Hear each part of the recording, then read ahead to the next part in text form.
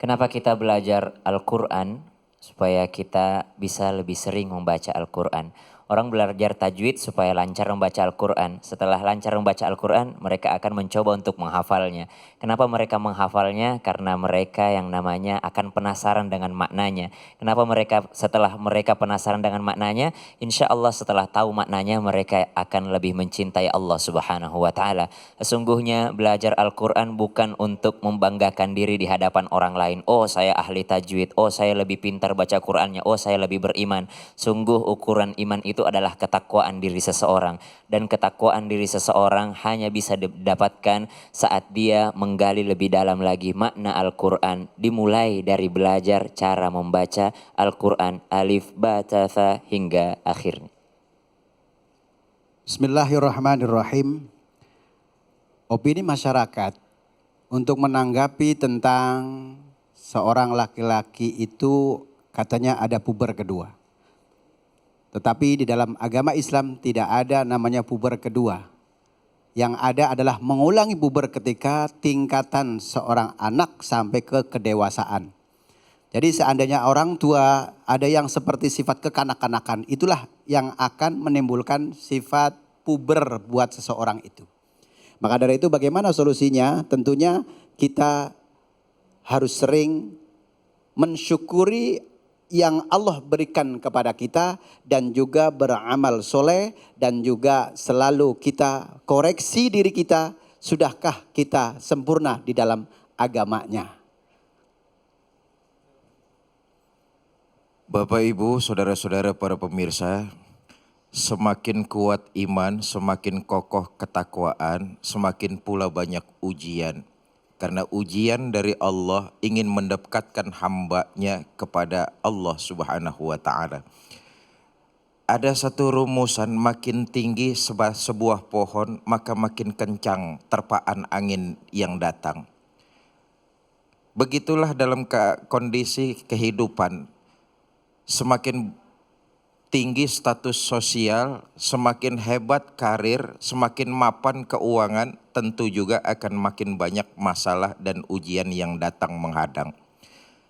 Kalau nggak mau tertepak angin kencang, janganlah jadi pohon yang tinggi. Jadi rumput tentu lebih aman, nggak ketiup angin, cuma diinjak-injak orang. Kadang-kadang penderitaan yang kita alami bukan karena kenyataan yang terjadi, tapi penderitaan itu disebabkan kita tidak bisa menerima kenyataan itu. Karenanya nilai iman dan takwa kepada Allah itulah yang terus harus ada dalam hati kita. Mari sama-sama kita tutup majelis ini dengan munajat kepada Allah. Mudah-mudahan segala cita-cita, keinginan dikabul oleh Allah Subhanahu wa Ta'ala. A'udzubillahi minasyaitonirrajim. Bismillahirrahmanirrahim. Alhamdulillahirabbil alamin. Allahumma shalli wa sallim wa barik ala sayyidina Muhammad wa ala alihi wa sahbihi ajmain. Allahumma arinal haqqa haqqa warzuqna ittiba'a wa arinal batila batila warzuqna istinaba.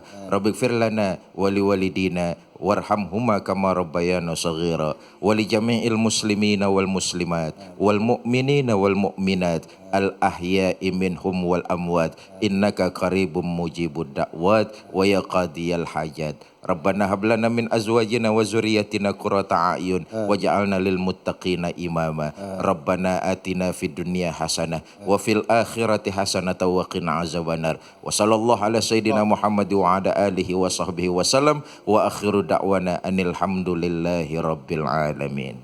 Amin ya rabbal alamin. Terima kasih guru-guruku yang dimuliakan Allah Subhanahu wa taala, Kiai Haji Fikri Haikal dan Ustadz Munawir Ngacir, Ustadz Syam, terima kasih.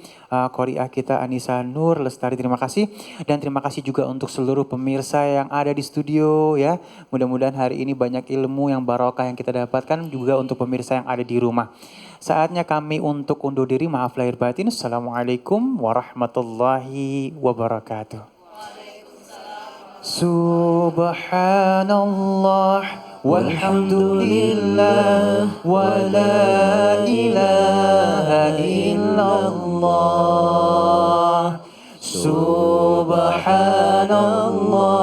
walhamdulillah wa la ilaha illallah. Subhanallah, Subhanallah, walhamdulillah.